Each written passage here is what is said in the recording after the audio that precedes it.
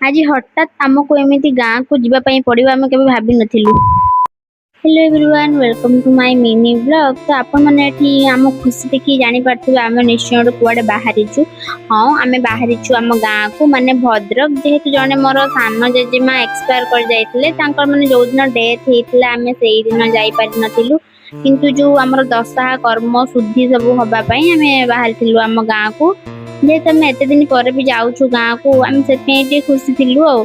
तो ये भाभी पहाड़ को कैप्चर करी मु ठीक कैप्चर करने टाइम रे पहाड़ पड़ेगा छाड़ ये आम फास्ट खाई देलु बाटर गुपचुप।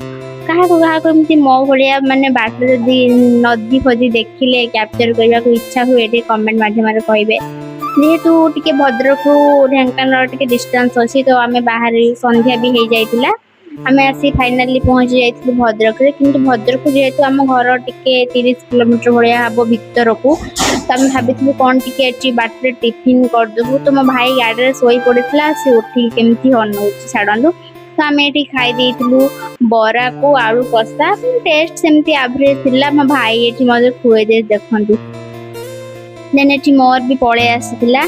से खाइला परे मो भाई मत आनिकी कहला कि दीदी तू टिके मो लिची रू पी दे, मु पी पारिबिनी सबू। अरे देखु आम तो डेरी जमा हो नाला, पुणी ट्रेन टा आसिक आमको बाट अटके देला। आ गोटे पिला मो भाई की देखु से माने रास्ता जाक गाड़ी रे एमतीका सोई सोईका आसी मो ऊपर। सेटा ही मुझे कहूँ ये हेले आम राजा बाबू गाड़ी सारा सोई सोईका आसी। देन ये सब पर आम आसी पहुंच जाइलु आम घरे। सब पिला माने खेलुतिले, तो से मुझे कैप्चर करने ये देखु ये होती मो डार्लिंग। जो मैंने मो वीडियो देखी थे जानी सारी तो सी भी बहुत खुशी आम समस्ते घर को आसलु बोली।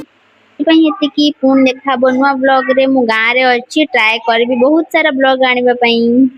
आज हठात आमको एमती गाँ को जीवाई पड़ो आम के भाव नथिलु। Hello everyone, welcome to my mini blog. तो आपण मैंने आम खुशी देखिए जानी पार्थिबे आम निश्चय गोटे कुआडे बाहरीचु। हाँ, आम बाहरीचु आम गाँ को माने भद्रक। जेहेतु जने मोर सान जेजेमा एक्सपायर कर जाइतिले, तांकर माने जो दिन डेथ हेतिला आमे सेई दिन जाई पारि नथिलु। किंतु जो आमर दशा कर्म शुद्धि सब हबा पई आमे बाहरीथिलु आम गाँ को। जेहेतु आम एते दिन पर भी जाउछु गाँ को, आम से खुशी थिलु। तो ये भाभी पहाड़ को कैप्चर करी मु ठीक कैप्चर करने टाइम रे पहाड़ पड़ेगा छाड़ ये आम फास्ट खाई देलु बाटर गुपचुप। क्या एमती मो भाया मानने बाटर जदि नदी फदी देखिले कैप्चर करने को इच्छा हुए कमेंट मध्यम कहे। जेहेतु टी भद्रक ढेंकानाल डिस्टेंस अच्छी तो आम बाहर